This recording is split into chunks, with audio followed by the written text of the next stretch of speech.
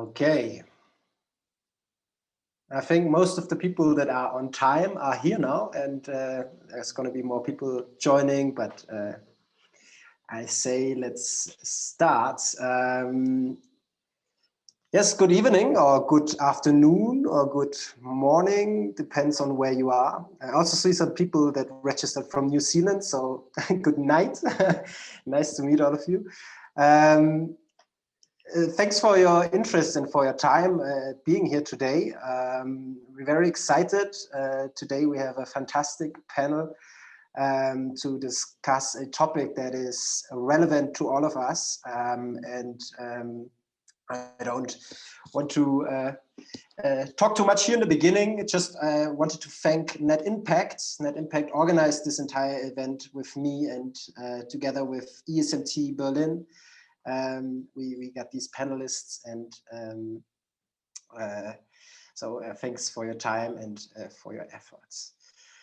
What can you expect today? We're going to have 40 to 60 minutes panel discussion among the 6 people you see on stage. They're going to introduce themselves personally in a second. Then afterwards, we want to make this much more interactive, want to hear your voices, your thoughts, and your questions.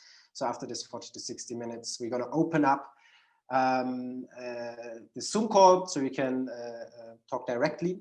And also throughout the entire event, you can post your own questions or rank the questions of other people's. There's going to be a link in the Zoom chat, or there is a QR code on this slide that you're seeing, which brings you to the site. You can, as I said, just post questions or like and comment the questions of people that have already been shared. Without further ado, let me quickly set the stage and the context. What are we going to talk about today? I think most of you have heard of the 17 Sustainable Development Goals. A few years back, the major world leaders have agreed that we need to do something. We cannot just continue the way we did, because this is not going to lead to a prosperous future for all of us. So there's like these 17 overall goals connected to climate change, connected to inequalities, to poverty, to hunger. All the big challenges actually that confront us as a society. So most of you have heard of these goals. Many companies already acknowledge them. Many governments acknowledge them. However, looking at the most recent reports that check how do we progress with them, well, not good, in a simple word. We are not on track to meet these goals by 2030. And 2030 is the year where we say until then we should have reached these goals, otherwise there's no turning back. So we've basically 10 more years. So there's many conversations going on about if and should we become more sustainable, and should companies really do it? I say, and also for this conversation, this question is over. We can answer it with yes, yes, we have to do something.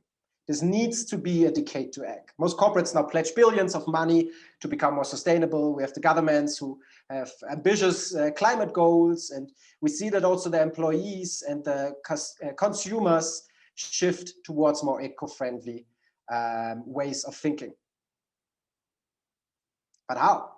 Execution is king. It's not just saying, yes, we should do it. It's really about how do we do it? It's how to solve these very complex challenges ahead of us. The 17 sustainability development goals are complex challenges.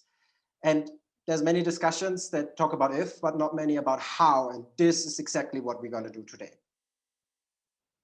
One thing to set the stage, one thing is very clear: no actor alone can solve these challenges. We have to work together. We need to partner up. That's why also the title of this event was Partnering for Sustainability.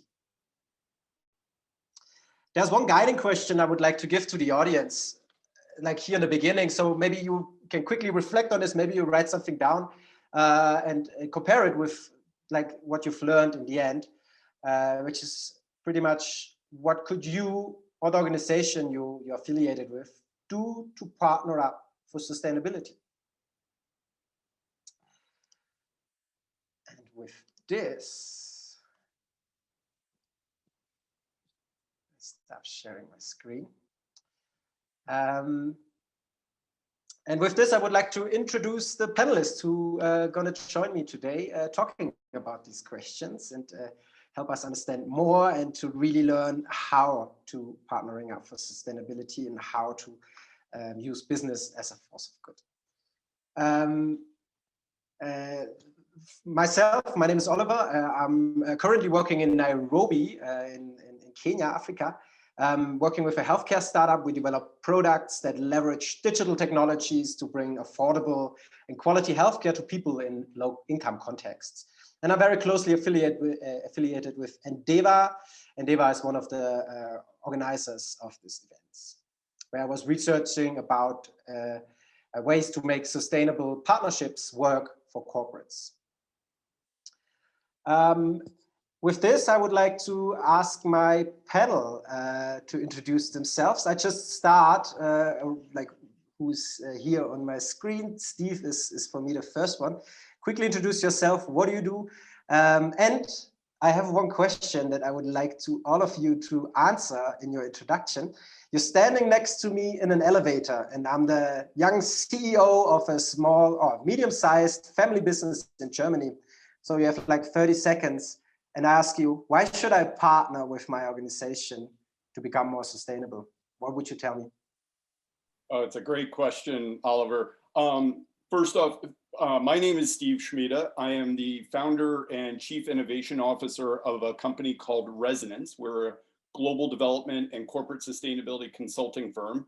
We're based in the United States. We're actually headquartered in the People's Republic of Vermont. If any of you are familiar with either Ben & Jerry's or Bernie Sanders, you'll know Vermont. And you know, the core of what Resonance does as a company is around partnerships, right? We help our clients identify, build, manage, and sustain, design sustainability in cross-sector partnerships. Sometimes those clients are governments, sometimes they're multinational companies, foundations, NGOs. So we've attacked this issue from a variety of perspectives. Oliver, to your question about what I would say is, I usually start off the conversation with two questions. What are they most excited about as a CEO, and what keeps them up at night? And almost inevitably that leads to problems or opportunities that they can't fully capitalize on themselves. So that's how I would start. Thank you. Axel, you're next on my screen. Sure. Hi, my name is Axel Diehl. I work at Deutsche Telekom in the group partnering unit, and it's a pleasure to be here. And with all of you, it's an honor. So in my role and with my team, we take care of partnerships, as the name says. Historically, this ranges from partnerships in the space of TV, so Netflix, Disney, and so on and so on. And we're exploring as well, how can we support our company and how we can support companies that want to work with us to join up. So it's a perfect setting, actually. I'm super happy about that. So Oliver, on your question, what would I say is probably just start. Yeah, because I think on sustainability, we're overthinking too much. It's very complicated. It's an elephant. We need to slice it and start with maybe what Steve said, what you think is easiest for you, and then take step by step. And looking forward to the discussion tonight. Christina. Thanks. It's great to see that Deutsche Telekom has a partnering unit. And thanks, Olli, for organizing this. So yeah, I'm Christina Tewes-Gradl, founder and managing director of endeva. We are also in the business of partnerships, like Steve. We focus especially on how we can catalyze partnerships to generate future systems in energy, health, food and ag, and mobility. So we run innovation processes with diverse partners. And to give you a little flavor, One example is the partnership of Airbus, Merck, pharmaceutical company, and LifeBank, a local health logistics company in Nigeria. We brought them together to innovate around drones delivering blood transfusions in Africa. So we also represent a bit more the social side of the SDGs. And what would I tell the CEO in the elevator? I'd say, well, if you want to survive in the future, you have to look for the right partners today, because you'll only be future fit if you innovate in a transformative way. That's it. Thank you. Mark, you are next on my screen. Hi, thanks, Oliver, and good to meet everyone virtually this evening or today. So my name is Mark Griffiths, and I am the global leader for climate business engagement at WWF. I come from the private sector, having worked in very large companies as well as startups. And my thesis is that business really can be a force for good.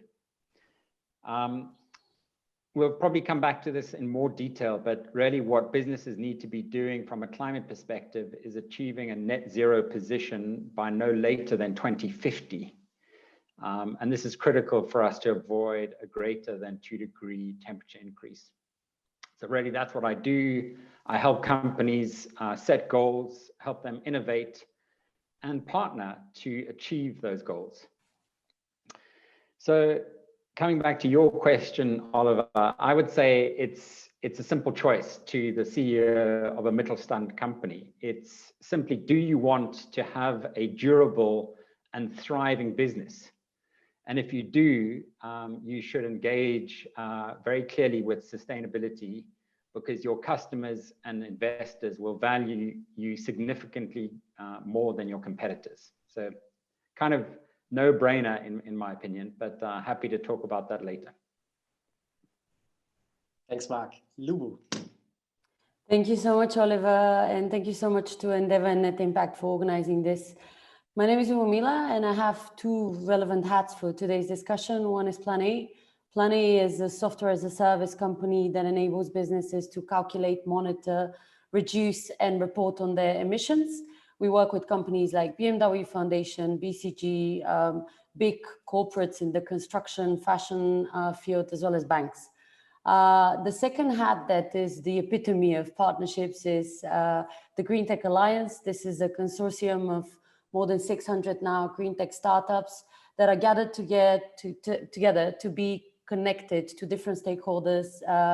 It's really fantastic to be on the panel with both Axel and Mark, who are both advisors to the Alliance and are supporting the startups with their knowledge, capacity, and experiences, so that these kinds of innovations are supported by the necessary stakeholders, but also by the knowledge that they might not have in-house.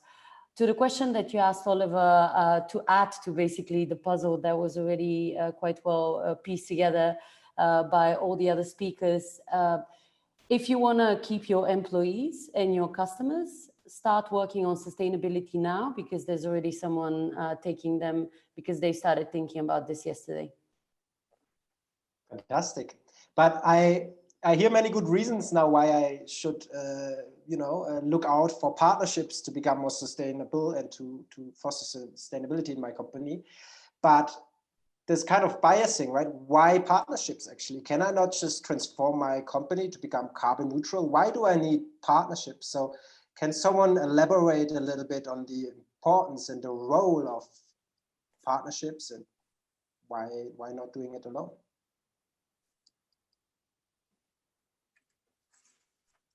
Yeah, maybe I give it a start, because in the case of Deutsche Telekom, it's very easy. I mean, I hope most of you, or let me maybe say a sentence for those of you who are dialing in from overseas. So Deutsche Telekom is the leading European operator.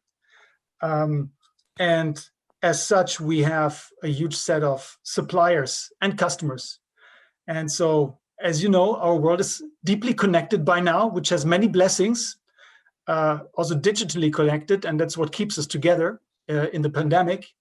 but it also makes us hugely dependent. And so we totally rely on our suppliers to row into the same direction as we want to steer our boats in order to be successful.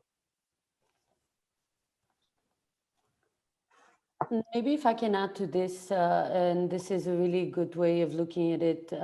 So if for those of you that don't know how carbon footprints, for example, are calculated, normally you have to look at 3 levels. This is scope 1, 2, and 3, and that entails your own operations, the services that you use, and also the suppliers, as well as any kind of investments you've made, assets, and so on. This is a really good demonstration of how actually the scientific community thinks about the impact that all of us have on this planet. We don't exist in isolation from one another. Your business is always impacting the world by making choices, not only with suppliers, but also how your office is placed somewhere, which leads to your employees traveling to it, maybe by car, maybe by train. And all of these things have impact. And when it comes to kind of taking a stance on sustainability, taking a chance on becoming a leader in the topic, that means that you really need to understand the comprehensive picture of all of these influencing factors that make your existence one that is not always so positive. So that's maybe just a metaphor for how we need to think about this whole partnering element. And if I could just jump in, I mean, I think just building on that, I think one of the things to keep in mind is if you think about what 20th century business was about, it was really the core business problem was optimization, right? Optimize your supply chain, optimize distribution, blah, right down the line. The 21st century business to survive, it's the sustainability problem.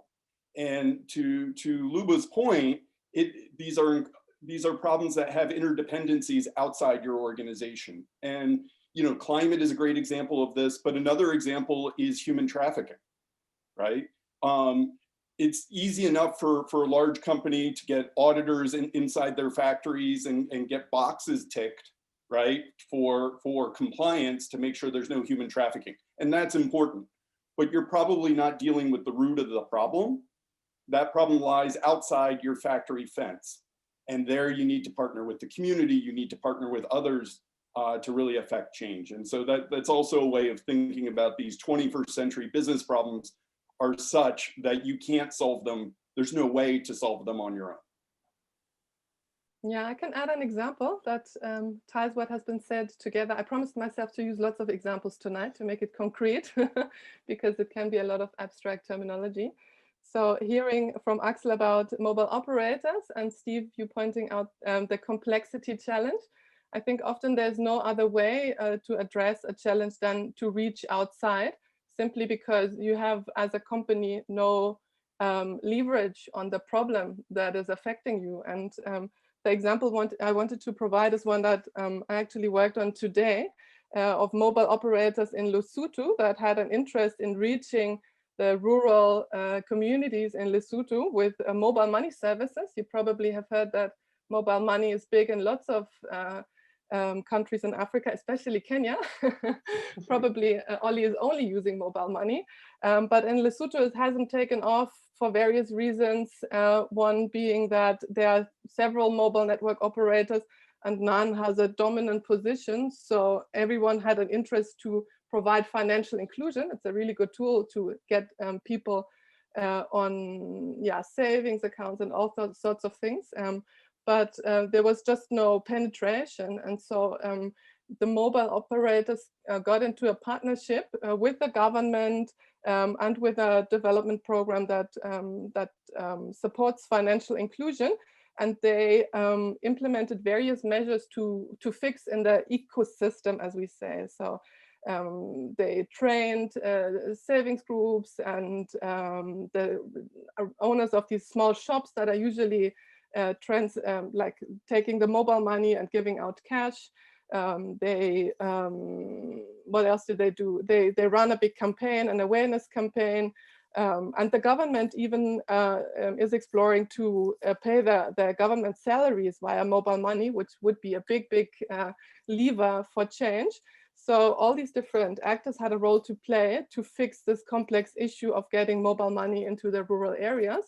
And yeah, together they've really made a difference, but it was nothing that one individual mobile network operator could fix alone. So that's just to illustrate how complexity plays a role and why you need all these different hats sometimes to fix a challenge. Maybe if I could add to that, and maybe coming back to the central problem, which is actually threefold. We've got climate change, we've got biodiversity loss, and we've got resource scarcity.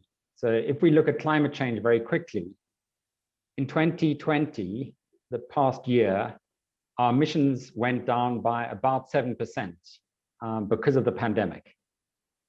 And what we can calculate is that we actually need to reduce our emissions by 7% every year for the next 10 years in order to halve our emissions, in order just to be on track for a net zero world by 2050.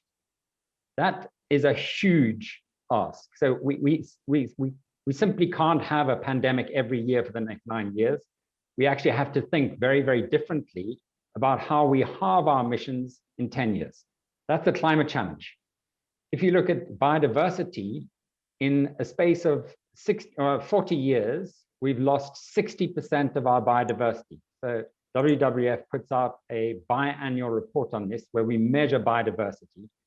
And unfortunately, we are losing our biodiversity at a very rapid rate. And again, I would use the analogy of a Jenga game. So when you keep on pulling out the blocks, the wooden blocks in Jenga, eventually the tower starts to wobble and ultimately it'll collapse. So that's kind of what we're doing from a biodiversity perspective. The last one is resources. So if we were all Western Europeans, we would need 3 planets to sustain our lifestyle. That's in terms of how much water, energy, wood, natural resources we use for our daily lives.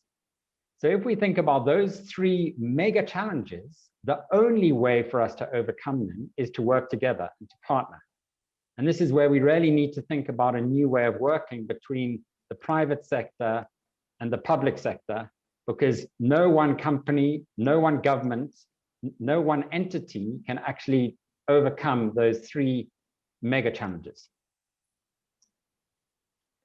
And to add to that, Mark, there's also population increase, hunger, poverty, lack of energy, and so on for billions of people still. So that's compounding that environmental challenge, just to even make it more complicated.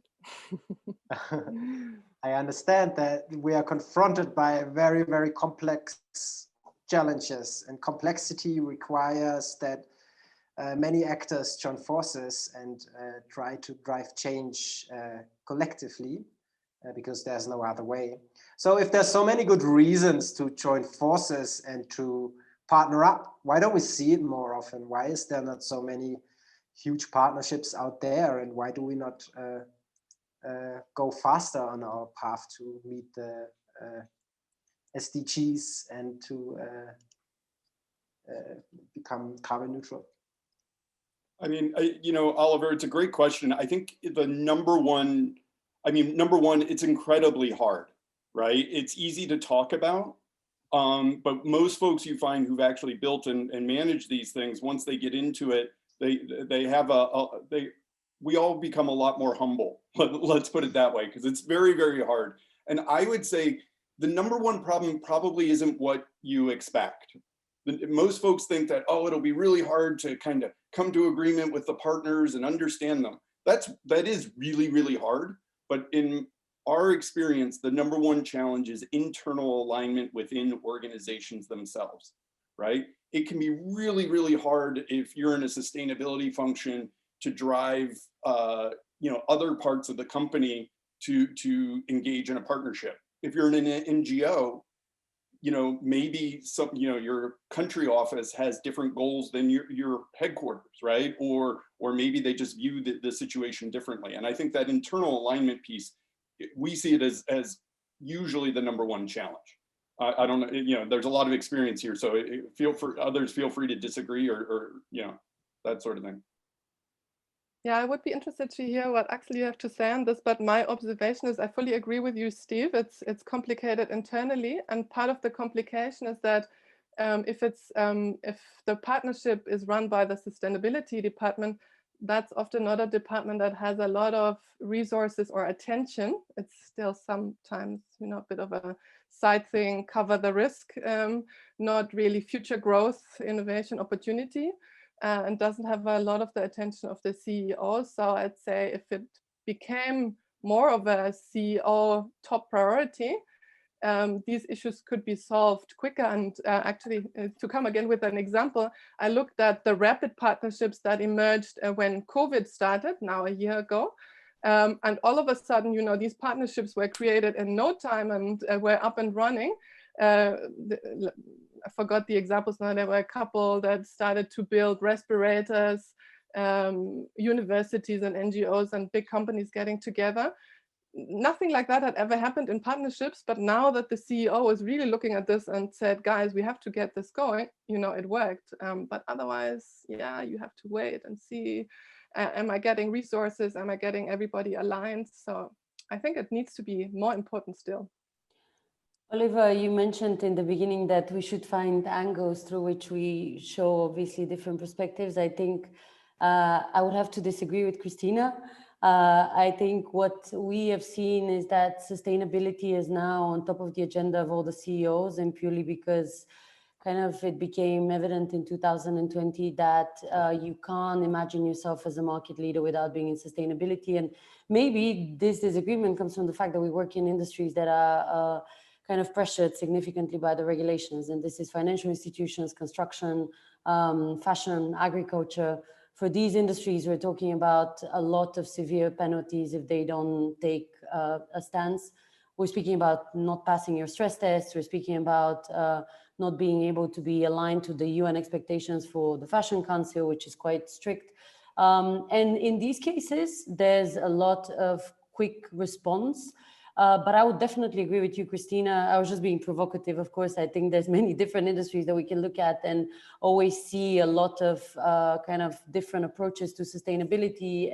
But what I definitely would agree with is that we need more, I would say, budgeting and understanding that sustainability needs to be deeply embedded in every element of the organization. And following again the example that was given in the beginning of being more practical, one fantastic company is Diehl. So the electronics company, they have implemented a sustainability officer in every single department, which means that when decisions are being made, it's not about the sustainability department, it's about actually this environmental layer to HR, the environmental layer to ops. And this is the future that I envision would be making these decisions easier. We still face issues, but there's some light at the end of the tunnel, at least since last year. Axel, do you guys have a sustainability department in all of your business units, or? So we do have a central one, which probably suffers from some of the points that were mentioned. And I think I would like to start at a different point. Like how can we, because Oliver, your question was, why is it so hard? Yeah. And I agree to all the points that were mentioned. I would like to add one.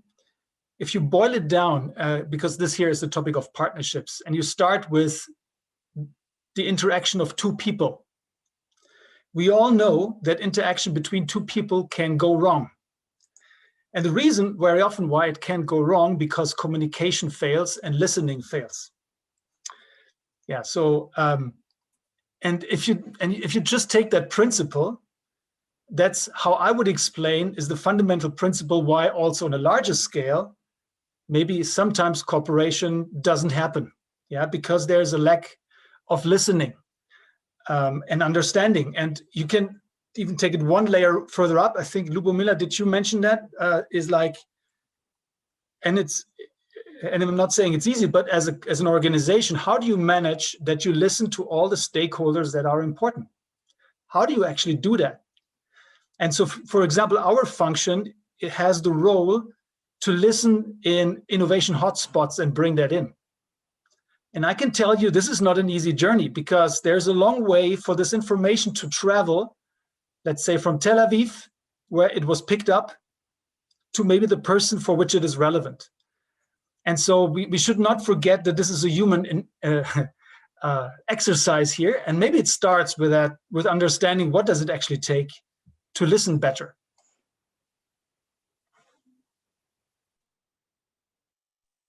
Maybe some reflections. I think some of the blockages that I see in terms of partnering are this whole concept of not invented here syndrome. So people like to think it's their invention, and if someone suggests a new way, they find it difficult to take it on. I think also, you know, IP is still a problem. So companies certainly feel that their own intellectual property needs to be retained and secured and protected, and to have the sort of conversation about collaboration with others in their sector makes most companies nervous, so they tend to just close up. But how do we overcome this? I mean, I think again we have to come back to the reality is this is going to be, you know, humanity's biggest challenge ever, you know, in terms of the next 30 or 40 years, whether we are smart enough as a species to work out and to collaborate and to actually understand how to overcome these issues is going to be our true test. In fact, Bill Gates, you probably have seen this, he's recently launched a book, and he's talked about this, which is there's no way that we can overcome this on our own. And we honestly do need government intervention, but we also need sort of mass private sector collaboration and innovation. So I think, again, if we understand that it's in all our interests, you know, there are no customers to sell to if we don't have a planet. There are no investors if we destroy all our ecosystem services. So it's a simple sort of, I suppose for me, it's like, without being too sort of dramatic, it is about survivability. And I think if we keep on remembering that this is how, you know, this is why we need to change, this is why we need to work together, I think that will help hopefully motivate us to action. I think, Oliver, one other dimension, we've been talking a lot about sort of from the business perspective and, you know, why it can be hard from the business perspective. I started my career on the nonprofit side of the equation and spent the, you know, sort of first 10 years of my career there. And I think both nonprofits and governments also face internal challenges in this. I think governments have a hard time working in timelines that businesses can live with, right? That's a huge issue often, right? For, you know, if you're trying to partner with a government agency, they think often in 3-5 year cycles. And especially, for example, if you work for an American corporation, right, you've got a 90-day cycle, right? It's every quarter you're usually held to account. And that's a problem. I mean, that's a problem on the corporate side for sure, but you know, it's also a problem on the government side where time horizons can sometimes be longer. I also think it's worth noting that you know, a lot of times structures inside governments and NGOs are also not set up for ready partnership, right? I think NGOs have come a long way in the last decade, but I think governments still have many governments still have a ways to go. And this is hard, right? Because internal change inside government, you know, is necessarily a complex process and should be, right? It should take a large amount of time because you want to get it right. But I just wanted to add that dimension here to the conversation. Yeah, fantastic. I mean, you're completely right. If we're talking about partnerships across sectors, we also have to be aware that there's NGOs and the government and all other sorts of actors who need to be aligned with the overall strategy, and certainly a very hard challenge as well. But also looking at what the audience, what the people from the audience already posted, what kind of questions. So there were many people really wondering. So let's again assume I'm whatever CEO, or maybe no, not a CEO. Maybe I'm just a middle manager somewhere in a company. How would I go about this? What needs to be in place? How do I gain like the buy-in from the other people inside my organization, especially the CEO? We had the discussion about the importance to convince the CEO of the companies Maybe we can share some thoughts and think about, what would be logical steps. One thing I already heard, what Axel told, which is super interesting, is really also connected to understanding and the vocabulary. Because if you're talking to a CEO, it's very different than when you talk to a like boss from an NGO or some politician. So I think there's something around the vocabulary. Are there some other things you guys could imagine what I could do as a middle manager? Maybe I can start, because funnily enough, we have on our academy an article that is called 5 Ways to Convince Your CEO of Why You Should Be Doing Sustainability in Your Company. And maybe without exhausting all the examples, because I'm sure others have very relevant examples, is about statistics from just the last few years. And one is that there's been like a 6-fold increase in the revenues generated by sustainably marketed products. So essentially people, consumers have a preference for these kinds of products. That has led to a significant increase in revenues of companies that have made also some sustainability commitments, claims, and also like embedded something in their strategy. And what is expected for this to lead to is a 140 billion increase in revenue in basically general companies.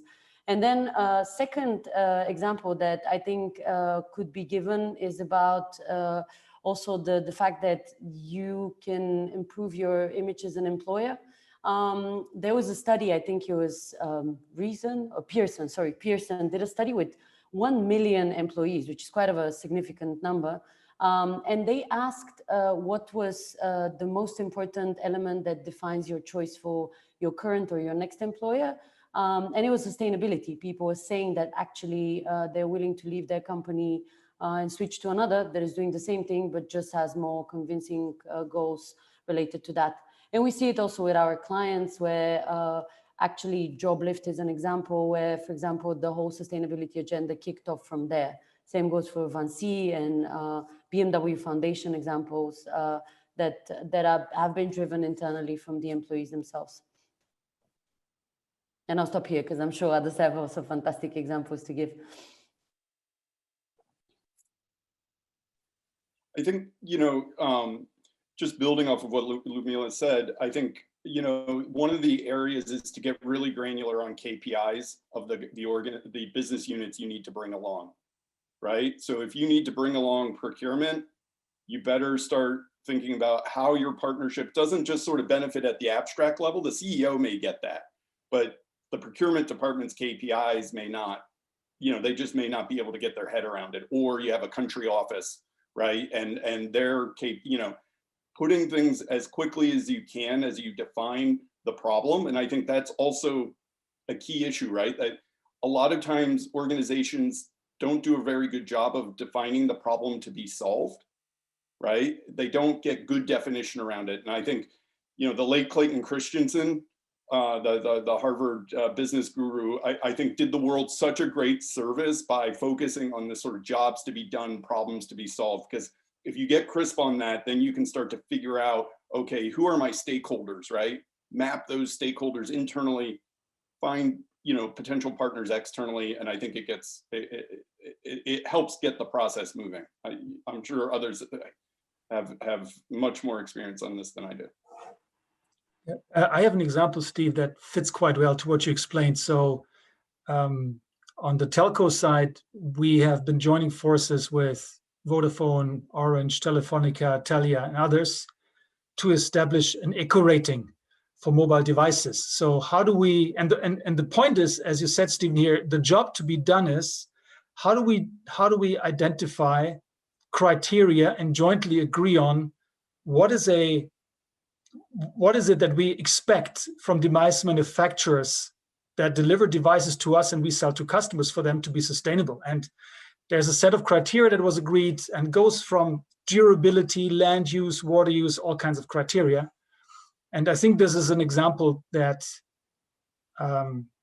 we are personally very proud of, and also you can all feel the impact, because by implementing that, the devices that you will hold in your hands are better fulfilling the criteria that we aspire to achieve. Yeah, I can add another concrete example, the one I mentioned in the beginning, just to illustrate also what Steve, you have said around the problem analysis. That's also our observation, that part of the trickiness of partnerships is in that first phase, although implementing is really hard, but that design phase is also tricky because you need to get a handle on the problem and you need to find the right partners and you need to design an effective initiative to then, do something about that challenge. So that's actually where we come in with this innovation process, and we come a lot from this transformative partnerships. How do you get to future systems, and what is the innovation that also takes your company to the next level, or makes you future fit? So in this example that I mentioned in the beginning of Airbus, they knew that they wanted to do something with drones, and their ambition is to build a drone industry in Africa, to make drones really part of logistics, last mile logistics, or logistics generally in Africa. But they don't really know how to do that, because they are just building the drones. They have the technology, and they also didn't know who to partner with to figure that out. So by running them through that innovation process, they got in touch with Merck, who has this last mile challenge to deliver medicine to the last mile, and with a startup in Nigeria who is doing health logistics. And together they went through an analysis of what is the problem actually in the system, and where do we need to put our lever to make a big change. So part of the answer that they're working on now is that drones need to be manufactured locally to be affordable, because otherwise flying a drone with a blood transfusion is outrageously expensive. Even though it looks, sexy and is an interesting story, it's never going to be a solution on the ground if the costs don't come down significantly. So they are now working with what they call the Drones Doing Good Alliance to address manufacturing of drones in Africa. And I think, it took them a while to get there and to figure out what is the job to be done. It was not how to fly a drone, it was really the cost of the drone.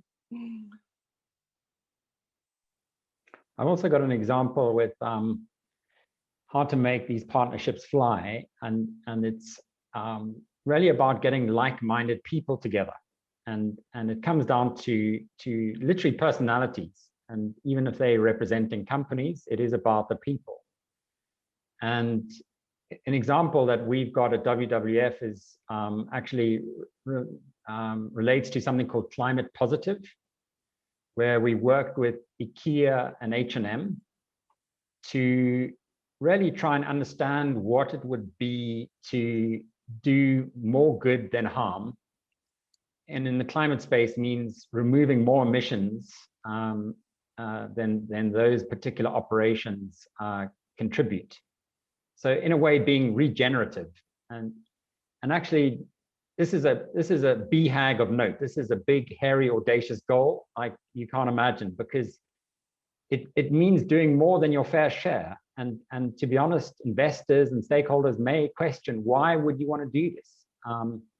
And they just believe there's a responsibility that they have as two companies who happen to be Nordic, that they know that certain sectors will be less slow and less fast in actually removing their emissions.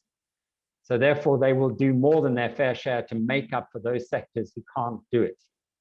And we know those sectors that are challenged. So cement, steel, these kind of sectors, incredibly difficult to decarbonize quickly. So therefore, some sectors have got to step forward and actually partner up, work out how to do this, share information, collaborate, and also work incredibly with their value chain, which means both with their supply chain upstream and with their customers downstream. So this is an example of a live example of work in progress, where we bring in companies together who will openly and transparently share their progress. And believe me, it's super challenging because both of those companies are growing. So if you work out how much they've got to decarbonize on top of their growth, it's substantial.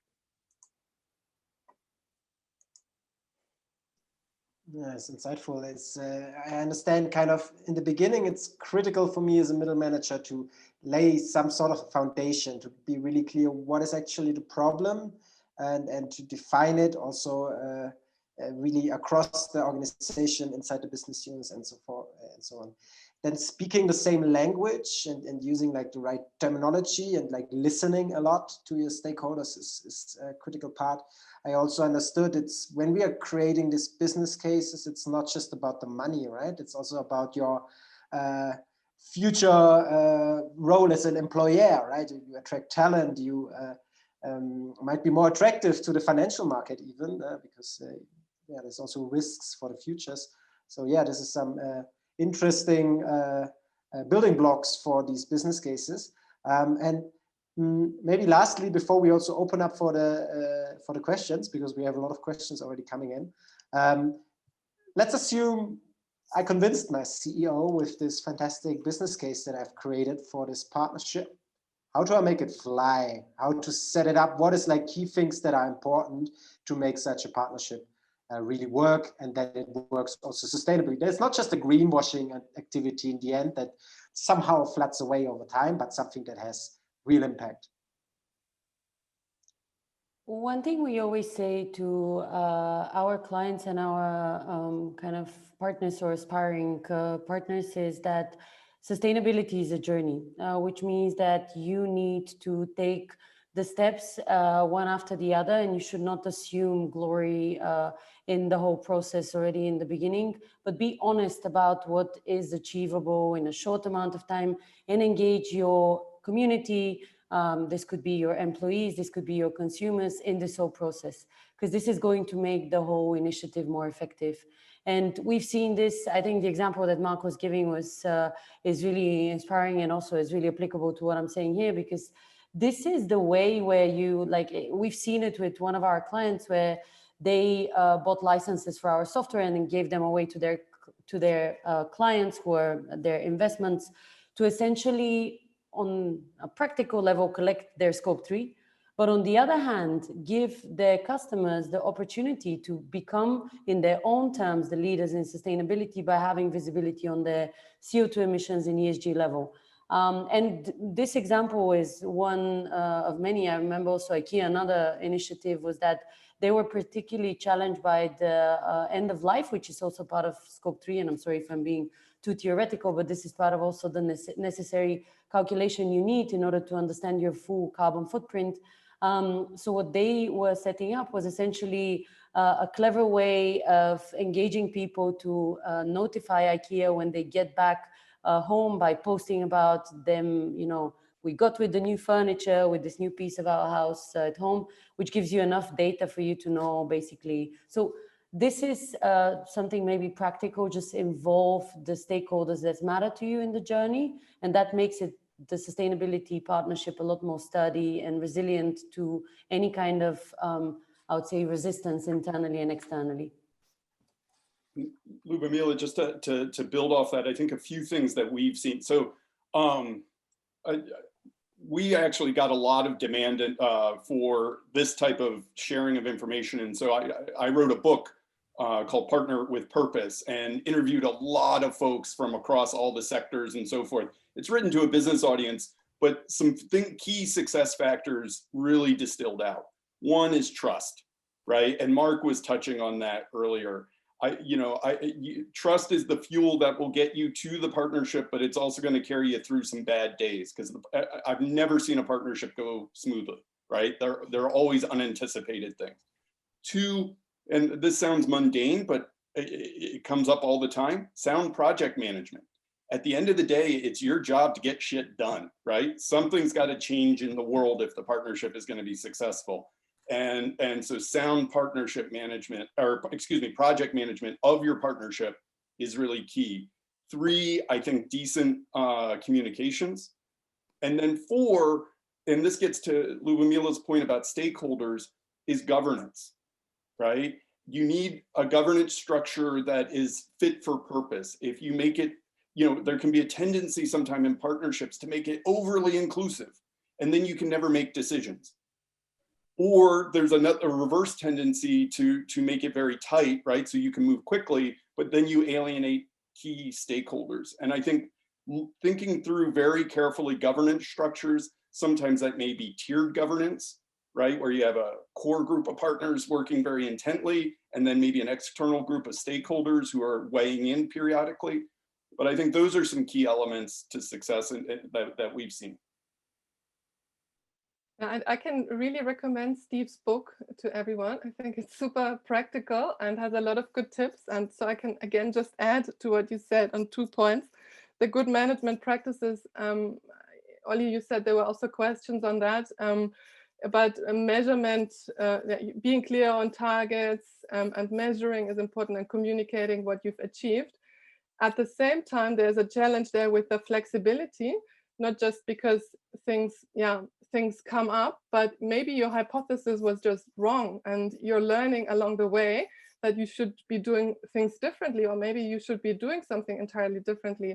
So there's a real tension here with this mindset of let's be, professional and manage and measure and communicate and be transparent, but at the same time having that openness and flexibility and agility to really learn from what you're doing and be able to integrate that insight and learning as you're going, and do that in partnership. So for this, I think facilitation could often be very helpful if you're not in this alone, but if someone really helps you take that big picture view.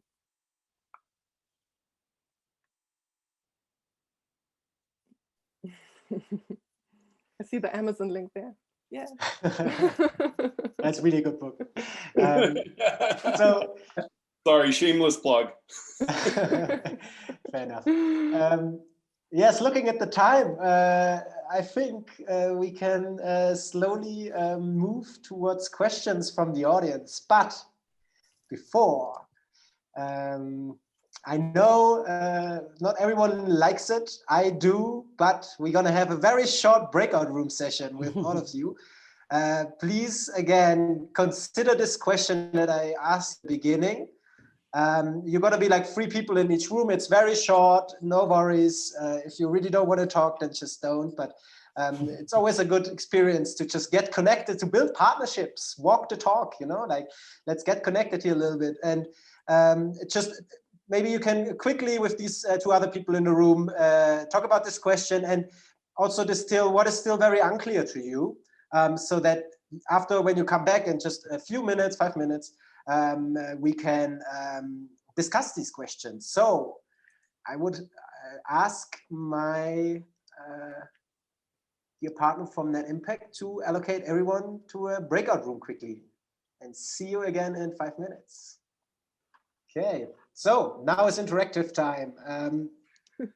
Whoever has a question, you all know about the reaction to raise your hand. We will let you on stage and you can speak. Please put on your video. It's always nice to see who we're talking to. Just ask your question. Be kind of precise and don't talk too long about other stuff. Come to your question. But before we get someone on the floor, I have one question, at least minimum from the tweetback. There was also a lot of questions. I couldn't even decide which one to take, but one that takes a little bit a different angle, I like very much, was how do you envision civil society becoming an effective partner in these collaborations? Are there any paths for individual action here? It's a good perspective, because we only talked about corporates and maybe NGOs, but what is actually an individual? What can an individual do? Who wants to take this question? Maybe I'll dive in. I think the way I would think about it is, maybe it's a little hard as individuals in some of these partnerships, but as communities. Right, so as groups of individuals, if you will, I think they, can often play a key role. I mean, we helped Microsoft build a partnership in the Philippines with the Philippine government, the U.S. Agency for International Development, and some other partners to deploy a new technology, right? That to test out that could connect remote islands to broadband for the first time. But what was interesting was the way local communities kind of came together around the technology, and to use it in ways that frankly none of the partners had ever anticipated. And so I think like creating channels for community stakeholders to be involved in your partnership and creating feedback loops are really important. That's certainly one. I don't know if that answers the question satisfactorily, but it's one perspective. Maybe something else to add is the example of what happened in 2019, because I think where we are sitting today in terms of this awareness and consciousness about the topic of sustainability has been defined by the civil society and by the openness of people to share their concern about what is ahead of us and how they feel about the whole climate crisis and also other elements of this regard. And there's other examples that we can give about other challenges that we face as a society of inequality, discrimination that also have led to similar movements. If you remember in 2019, this started with Fridays for Future from the kids, but now we have Scientists for Future, now we have Entrepreneurs for Future, and all these different stakeholders that have put their different hats on for the respective communities that they represent. Consumers are driving at the moment the biggest shifts in the B2C scene. It's visible also in the way of all these big fashion brands launching conscious lines and so on. And other examples are also how you have a lot of governments involving in the decision-making their citizens in terms of what should be the priorities. And a fantastic example is the Citizen Assembly in France, which defined 164 agendas, to-dos, that were basically voted in by quite, I would say, randomly selected different types of people with different expertise. So I think the work is already in motion. And if anyone has something to say, they should always take any chance to do it, because we need even more of that. As Christina listed in the beginning, we don't stop with 2 or 3 problems. Unfortunately, the list is a bit longer. Yes, and just to add here. Go for it, Christina. Oh, sorry. Yeah, I would also say definitely be part of movements, vote, because we will need strong governments to get us through this, not just big corporates. And also as employees, I think Lubo, you also said it before, employees really can create urgency within companies for change. Also quite directly, just ask the difficult questions, what are you doing, guys up there around these issues? I can add a nice example, Christina and Lubomila. So in DT, we have a homegrown group. They call themselves the Green Pioneers. It's exactly what you're saying. They trigger all kinds of projects. So that's one example. Second example, which also fits to what you're saying, in our annual top management meeting, which was held in January, some of those people were invited to give video messages to our management, and also people from outside. And they were quite straight, in terms of what do people expect from DT in terms of sustainability. I was really surprised of how straight the messages were. And maybe the third point is, at least that's part of our responsibility, and you will see some campaigns also around it, is actually the freedom of speech. So there's a lot of problems around how can we make sure that messages are not distorted. And that's also responsibility that we're going to engage in increasingly to make sure that voices are being heard and that there's enough balance and equality and not distortion. Fantastic. Maybe if I can give a view Yes. on this, which is maybe setting up a personal partnership contract with the planet. And what does that mean? That actually means your personal choices make a big difference. So it's basically, what food do you eat? How do you transport yourself? How do you keep your home warm? So how are you buying your energy? These are the things that you can directly control in your personal life. And therefore, you've got to partner with companies who match those sort of values. So buy 100% renewable energy. buy a bicycle instead of buying an ICE engine car. Think about using public transport, and more so than you do already. So again, all of these things are in your own personal control. And this is, what we keep on saying to civil society, and we're so grateful to Greta and others who have actually raised awareness on these issues. It is about the power rests with us, and it's up to all of us to make some sort of contribution. And please don't wait for someone else to solve this problem, because no one will, and nor will technology, by the way. And that's the other big watch out. And I'm actually a big sort of techno guy. I like technology, but please, let's not expect a technological solution, because it'll be much less good than what nature can provide us.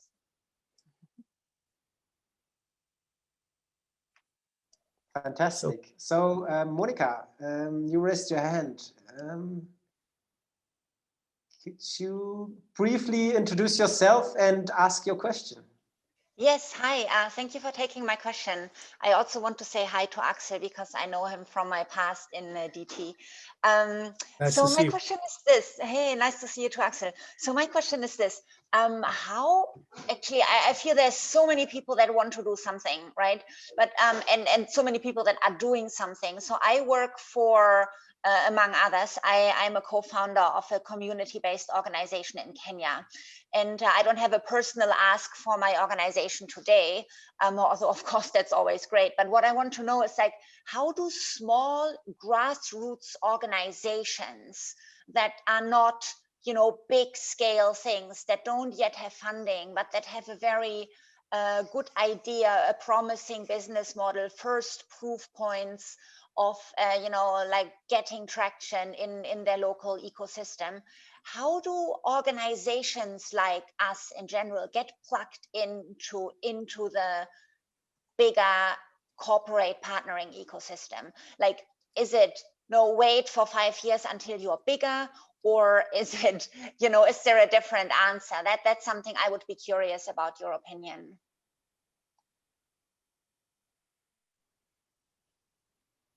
Who wants to start? Steve, maybe Steve. Go ahead, Axel. No, you go first. I just felt the obligation to answer Monica, because it's really nice to reconnect. So, I mean, first of all, it's super difficult because you worked at Deutsche Telekom, so we are kind of a really big animal. But I mean, we have, in our case, I can only speak about our case. We have units like Hubraum who are equipped to work with small companies or even individuals who have an idea in various programs. So in the territory which you're at, so maybe that's what I would look for. And also, I think there were, a few alliances or examples posted here in the chat, which would be a fantastic starting point to build your network. Yes. So these would be 2 ideas. Please, Steve. Oh, go ahead, Monica. You wanted to chime in.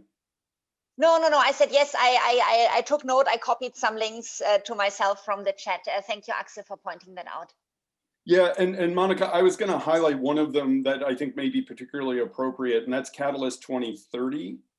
Okay. So this is a global movement of social entrepreneurs looking to unlock capital to advance the SDGs. It was sort of spun out of WEF. I don't know the exact the World Economic Forum. Yes. About a year ago. But the other thing I would say, that's also important is, in many ways, it can be hard to engage with the corporates, like on the business side of the company when you're very small. But sometimes corporate foundations, right, give out small grants. You can kind of build up a track record, with the corporate foundation first. Because if you're trying to engage, let's say you're working with women farmers in Kenya and you want them to sell into supply chains, there's so many standards those farmers have to meet, and some of those standards are corporate, some of them are frankly regulatory. It takes a little while, right? And so to build up that trust and that your farmers can deliver, maybe you start with a grant from a foundation, a corporate foundation, and then you translate that relationship over time to the business. That's a great point, Steve. Thank you. Would you just remind the name that you said first? There was something with 23. I didn't capture it quick enough. It's called Catalyst 2030. Catalyst 2030. Okay. Yeah, and you'll see the link in the chat. It's very new. It's still figuring itself out. It is a voluntary movement, and like many voluntary movements, it's a little chaotic, but in a very good, positive way. Okay, perfect. I'll definitely check it out. Thank you so much. Thank you for your question, Monica. If we don't have anyone who wants to put on a video and ask a question live. Yes, Oliver. Do we? Oliver, this is Sophie from EVPA. Can you hear me? Hi, Sophie. Yes. Good to see you. Well done. Welcome. Well done. Super engaging discussion. EVPA is the network of investors for impact, and a long-lasting endeva has been a long-lasting partner of our network. Now, very interesting, and Monica just wants to build up on what Steve mentioned, because while Steve was talking, I was writing in the chat that exactly, I think partnering corporate foundation, corporate impact investing fund, corporate incubator, accelerator can be a really natural partner to create impact with business relevance. And they are building bridges between impact and business.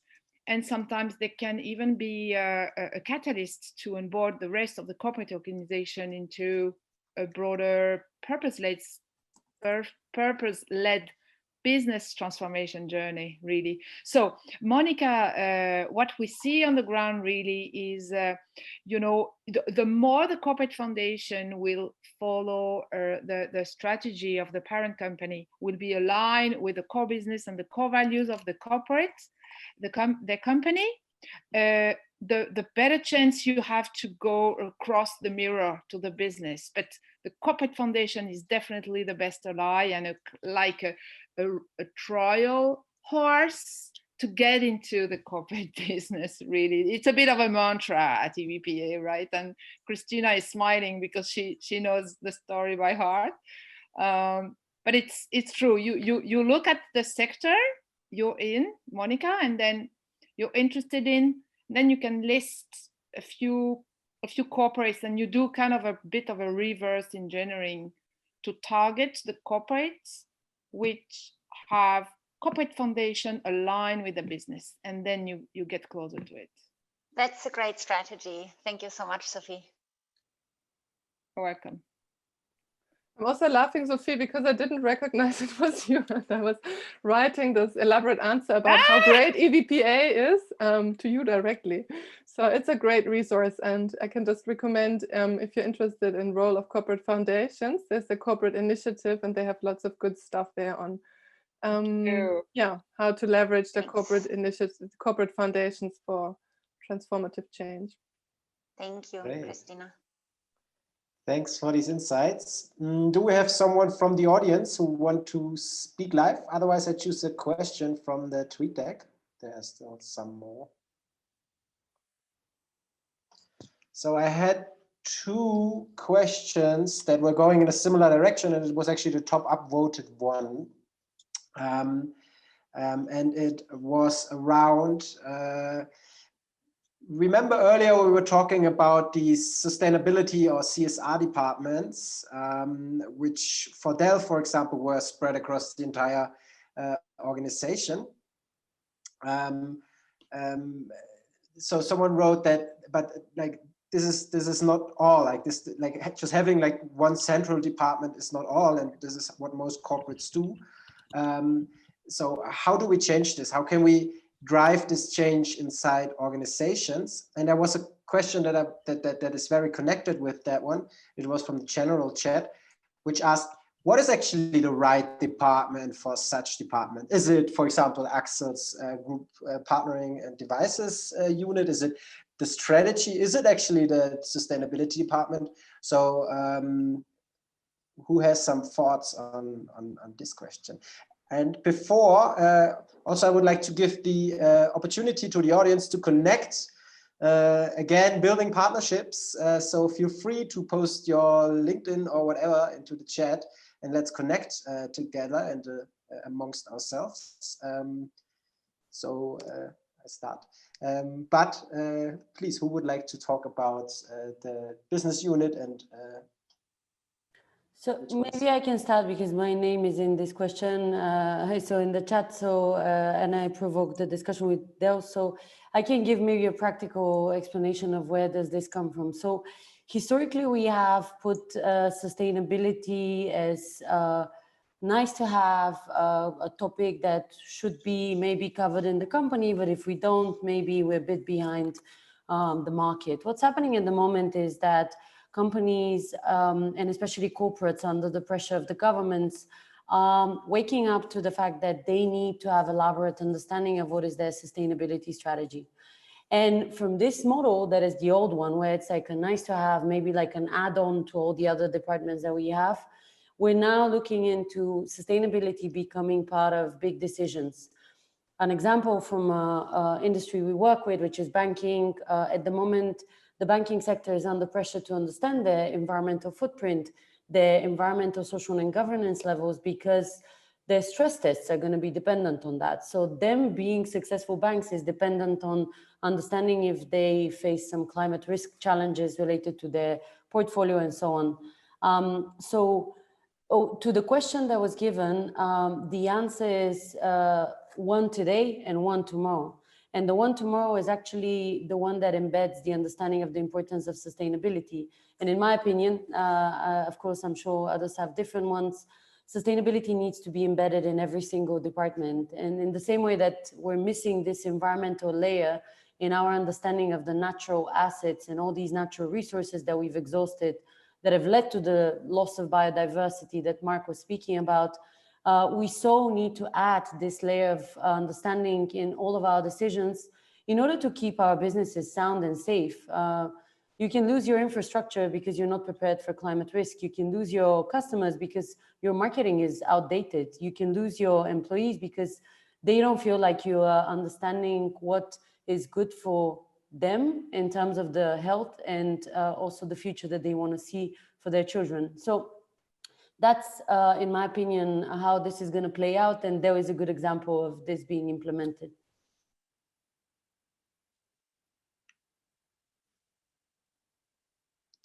Steve, what departments are you generally working with when you conduct projects? So we typically, I mean, very often it's the sustainability team, but it's either sustainability or new market development about 90% of the time. One of those two, sometimes supply chain comes to us, but usually it's the sustainability people first and then supply chain. But what the other thing, I think, just building off of what Lubomila was saying, I think within the decade, you're going to see a fusion between sustainability and corporate strategy. They won't be distinguishable because no business, to Lubomila's point, there's no future for a lot of these businesses. About a year and a half ago, I was in the Philippines and met with a number of leading CEOs there. And we got into this from the lens of enterprise risk, right? The discussion was actually around enterprise risk and risk management, and the nexus was sustainability. And then a bunch of these CEOs said, well, the hell with risk, this is strategy, right? And so I think we're going to see that evolution. It's not going to happen overnight, and it will happen in industries at different, at different speeds. And I think we just need to expect that. So very interesting. So maybe for the last question, I pick again one from the tweet deck, which could also be like a final statement from the panelists. So maybe everyone can quickly say something. So user wrote that agreeing with Mark, only a cooperation between public and private can help to make a difference to fight climate change and reverse the negative trend that we are in right now. So how do we make sure, looking forward, that we get both sides on board fast enough? What needs to happen? Because big economies and corporates still don't, or there's many that still don't acknowledge the crisis and are very slow. So looking forward, what needs to happen? What needs to change that we get public and private on board and to drive partnerships and to drive sustainability. So kind of closing round, who would like to start? I can jump in. So I think we've touched on quite a few of these points, but one of them is trust. So this establishing trust between the stakeholders, and that's kind of a generic statement. But what builds trust? It's transparency. And this is why, you know, when we talk to companies about what they're doing, it's all about them giving an honest appraisal of what is going well and what is not going well. And, you know, what we are allergic to is greenwash, because this is exactly what can mislead the public. It can mislead governments, and we've seen this in Dieselgate, and we've seen this all over the place, where companies try and give themselves a green sheen and actually don't step forward and transparently report on what's going well and what's not. So there's a very strong case for transparency, and I think it's sort of need to be demanded when you get into any sort of partnership. Over.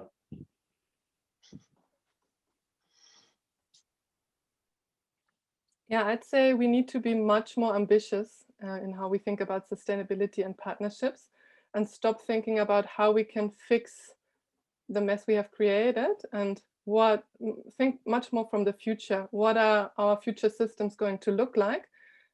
How are we going to have health, energy, be mobile? How are we going to work? How are we going to live in a fundamentally different way that makes us happier and saves resources and allows for all the 10 billion people that we're going to be on this planet quite soon to live a good life, and that will not be achieved by making small tweaks here and there and becoming a little bit more efficient.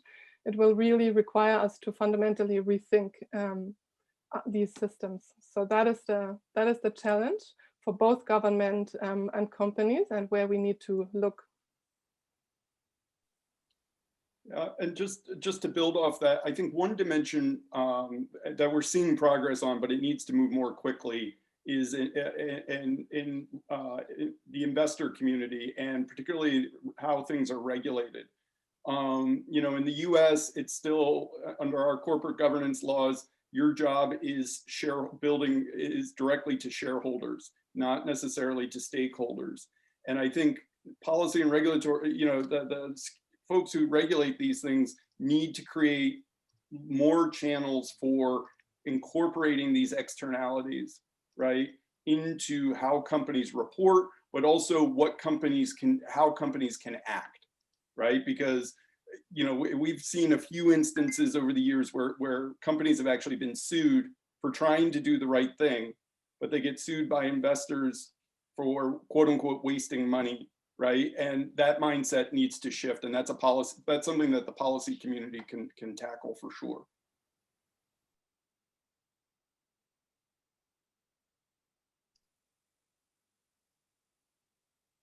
Axel, sure. So I would have two parts. The first one is, let's say, to everyone who's listening, is engage. Because Oliver, you mentioned policy and how we've seen how do you influence policy is by engaging and raising your voice. And thanks to all the tools that we have these days, everybody has a voice and can make yourself heard wherever you are. And even if you're in Africa, like Oliver, so can easily connect. That's number one. And number two, and now I would look at just how corporates work. And here's a quote that I heard lately by Bertrand Piccard. He's the guy who made it around the globe in his solar plane and who heads the solar foundation that we're part of as well. So he said, we need to start to understand carbon dioxide as a measurement of inefficiency. And this is really interesting, because why is this interesting? Because if this is a measurement of inefficiency, basically, which means everything that's regenerative, that was a word that was also mentioned here by, I think, Mark, is actually is better for business. And that leads to also, Lubomila, what you are doing is, how do we basically bring this into the accounting? So accounting sounds like a super boring thing, but at the end of the day, that's how you steer companies. And if we can convince and bring arguments that the sustainable way is the more effective way, rather than the one that's loaded with carbon, then we have a mechanism at scale to turn businesses around.